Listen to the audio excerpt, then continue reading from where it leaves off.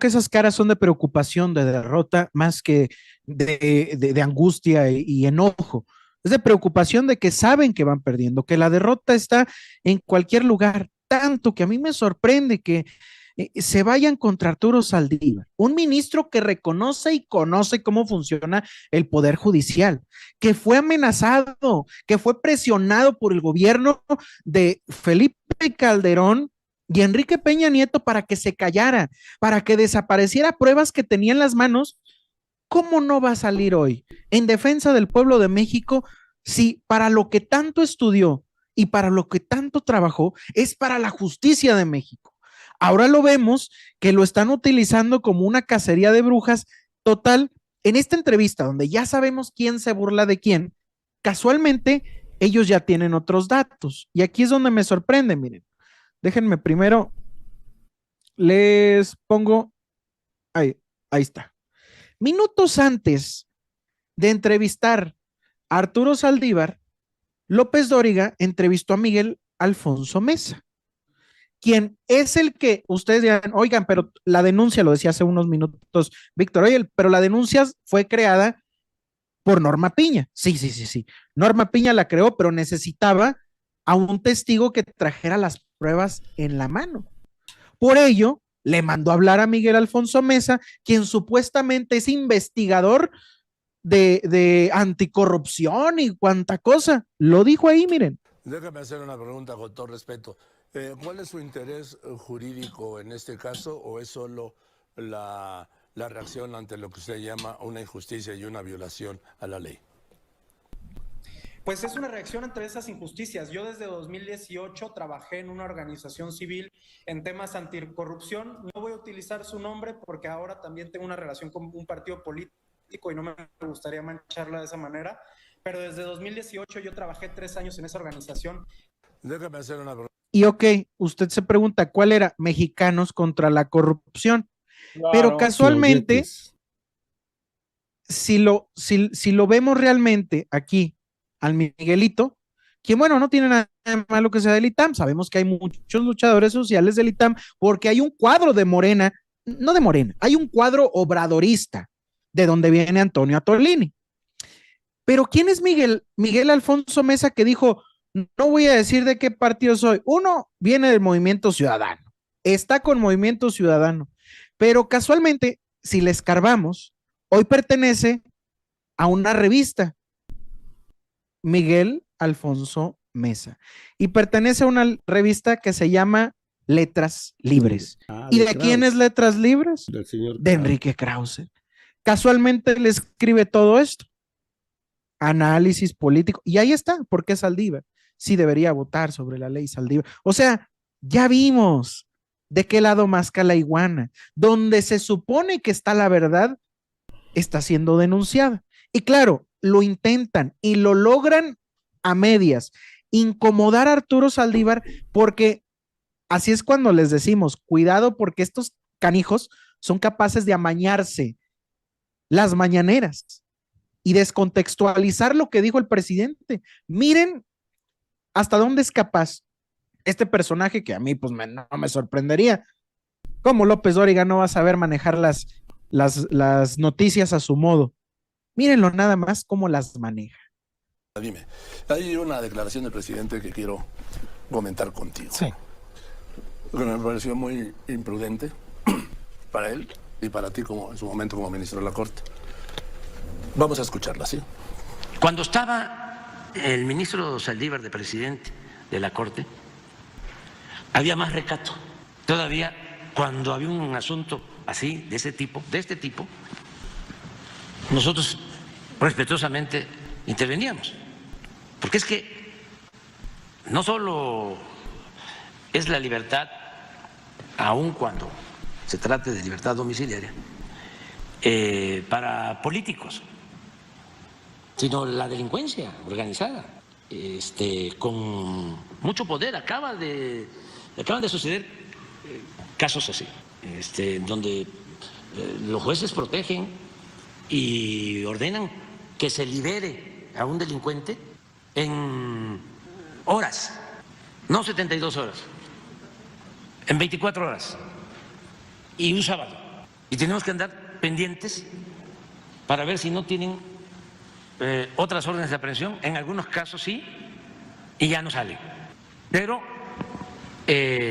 cuando se daban estos hechos y estaba Saldívar, se hablaba con él y él podía, respetuoso de las autonomías, de los jueces, pero pensando en el interés general, pensando en la justicia, en proteger a los ciudadanos ante el crimen, hablaba con el juez y le decía, cuidado con esto, si viene mal la averiguación, porque el Ministerio Público, Esto lo paso, el punto número 1 lo derivo en dos partes. Punto número 1, hablaba de algunos casos con el ministro Saldívar para que él interviniera.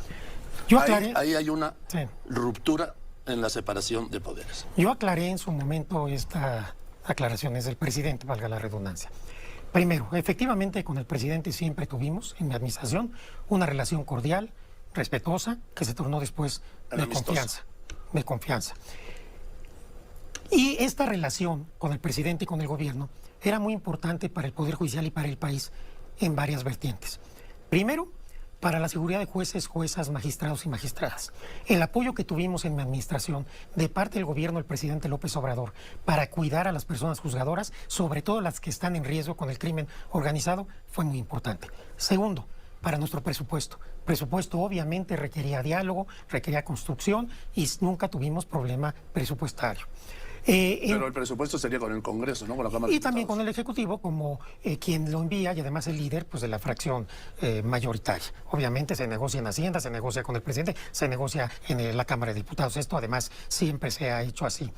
En tercer lugar, algo muy importante.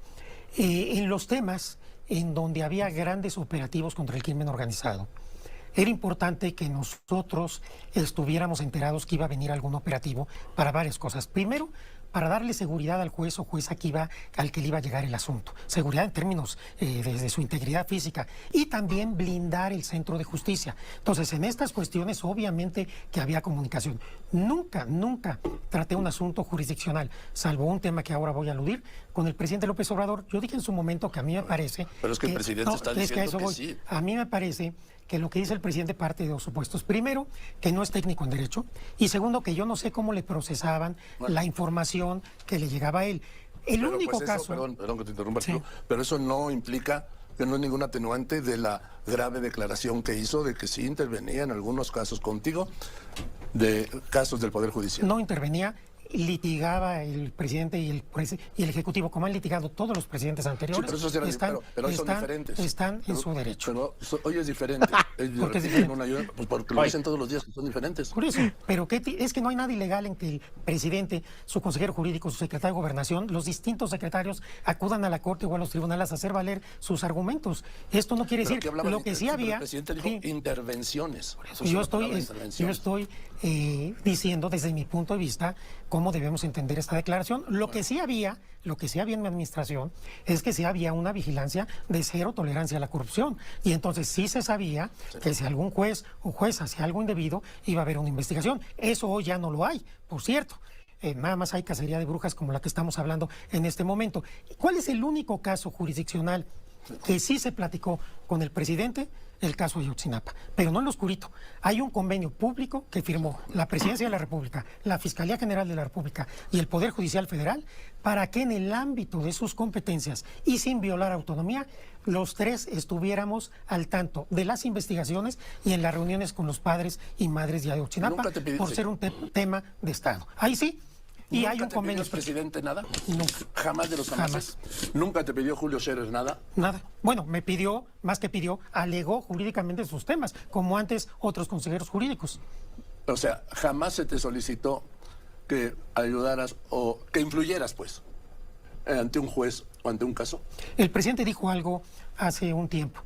Yo jamás le pedí algo indebido al ministro Saldívar y él jamás lo hubiera permitido. Por eso, algo Entonces, indebido. nunca se me pidió que interviniera con ningún juez, porque nunca he intervenido con ningún juez, nunca en mi vida, nunca. Yo nunca, ya no digas presionado, coaccionado, ni siquiera he tratado asuntos jurisdiccionales, nunca con ningún juez, porque cuando yo fui abogado, yo sufrí que los ministros hacían eso, y yo siempre dije que eso yo no lo iba a hacer. Yo nunca hablé, ni he hablado con ningún juez o magistrado para ningún asunto. ¿De verdad? ¿En 4 años? En 14 años que fui ministro. Bueno, en los 4 años de presidente Jamás. de la Corte. Bueno, Pero el punto es meter la astilla, ¿verdad? Claro. como lo ven, Oye, es lo que como la ven, él escuchan. quiere manejar algún término legal que el presidente de la República no pueda manejar de forma correcta. Pues aquí el señor López Dóriga, a pesar que Arturo Saldívar se lo dice constantemente, el presidente no conoce de términos legales y suele equivocarse. La palabra intervención a la cual se refería el presidente de la República no necesariamente es que intervenga de manera autoritaria, sino que él daba su postura, pero pues hágale, como decían por ahí en antaño, Víctor y Nefta, Sí. gánele al PRI. Oye, pero yo lo que veo es la actitud que tiene tanto López Dóriga como la presidenta de la Suprema Corte al tratar de, ahora sí que hacer un trabajo de buitre, es decir, estar esperando nomás a ver qué les cae para ver cómo pueden perjudicar al presidente o a la Cuarta Transformación. Todo el propósito detrás de esta cacería de brujas que se está haciendo contra Saldívar va enfocada básicamente a afectar a 61 jueces que dicen ellos que apoyaron a Saldívar y al presidente para hacer el Tren Maya, para hacer el aeropuerto, para echar abajo lo del nuevo aeropuerto de Texcoco, es decir, para tratar de desvirtuar o tratar de, ahora sí que injustificar la creación de las obras insignias del presidente y de la Cuarta Transformación. Ellos lo único que pretenden es ensuciar al presidente, ensuciar a Claudia, porque se ven definitivamente derrotados. El afectar, fíjate, ella acaba de decir que ella siempre va a dar la cara por los jueces y siempre va a defender su independencia. Y hoy manda a hacer una investigación con un documento apócrifo hecho en la misma Suprema Corte en contra del exministro Saldívar. Se hizo ahí en la Corte, solo se lo dieron a esta persona, ¿cómo se llama? Miguel Tal vez Mesa.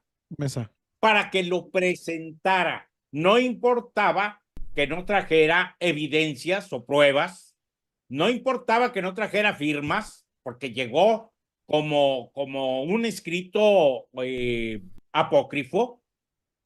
Y bueno, ahora tan eficiente es la Suprema Corte, lo de los impuestos de Ricardo Salinas duraron 8 meses en los cajones de uno de los ministros.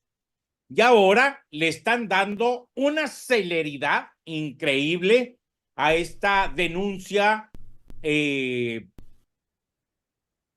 anónima para tratar de afectar dentro del proceso electoral a Claudia Sheinbaum. Es muy evidente cómo ya la Suprema Corte se quita la máscara, el Poder Judicial se quita la máscara y empieza a jugar con el equipo de la oposición. No ha dejado de hacerlo nunca, pero hoy creo que han llegado a un punto de cinismo que no tiene nombre, Carlos Nefta.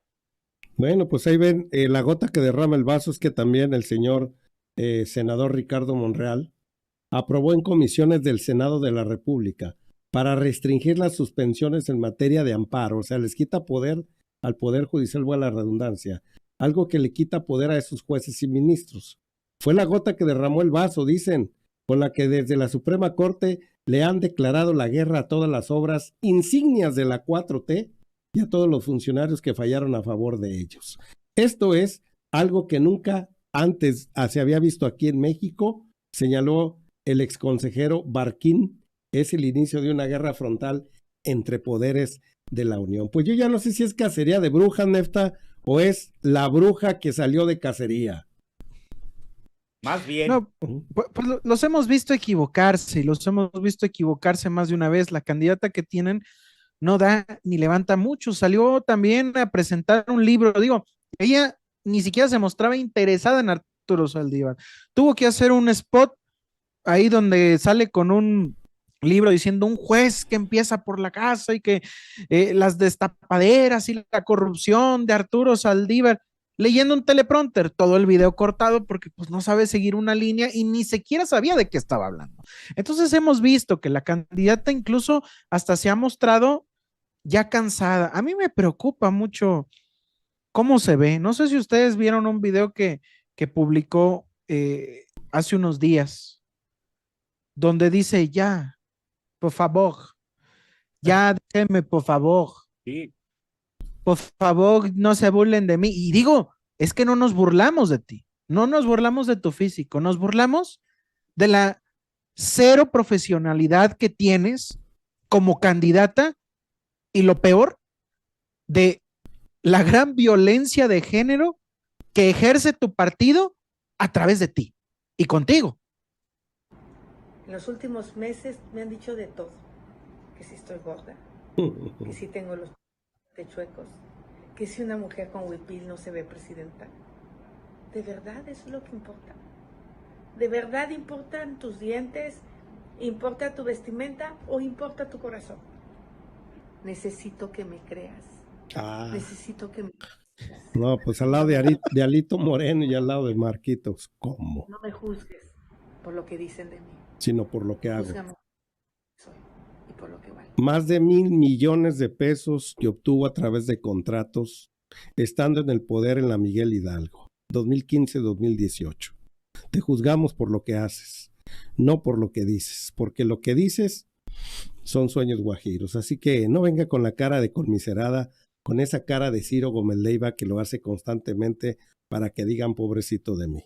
Sabemos a qué intereses representas, sabemos quién está detrás moviendo ese títere llamado Xóchitl Gálvez. Sabemos quiénes son, de qué son capaces, de lo que fue capaz Milei allá en la Argentina. Víctor y Nefta. Los títeres, mejor dicho, esos mismos títeres de la pobre. Pero nos comentabas, Víctor, que también por ahí no llenaba nada, no levanta nada. Mira, es verdaderamente vergonzoso lo que uno se va dando cuenta, porque Xóchitl, que representa al PRIAN, partidos políticos que ya el pueblo de México ya no quiere saber de ellos, se presentó en Nuevo León y en un video que viene por ahí en una nota que les envié, de Sintermex, se ve cómo empiezan a recoger las sillas. Fíjate bien, empiezan a recoger las sillas porque muchísimas sillas se quedan sin ser ocupadas. Había muy poca gente por ahí en Nuevo León, pero todavía se dio a la tarea de jurar o asegurar que ella va a buscar la privatización de la energía eléctrica, que la va a poner en manos de privados, no solo de las grandes empresas, sino de empresas más pequeñas que puedan también generar su propia energía. Es una tontería, porque tendrían que hacer muchísima infraestructura para poder que les dé resultado. Vamos. Ahora, está también, va a poner a favor de los particulares, bueno, que vuelvan a participar en esas rondas de subasta de energía eléctrica, va a poner la educación, va a poner la salud para que sea el sector privado quien desarrolle todos esos renglones. que hoy el gobierno de Andrés Manuel López Obrador está tratando de dejarlo como algo dentro de la Constitución, algo constitucional, que quede como beneficio del pueblo de México. No se nos olvide que si cae en manos del sector privado, a ellos no les importa si tienes o no tienes. Tú vas a tener que empezar a pagar tu educación, tu salud, y vas a empezar a pagar más cara tu luz si es que ella llegara, Carlos Nefta.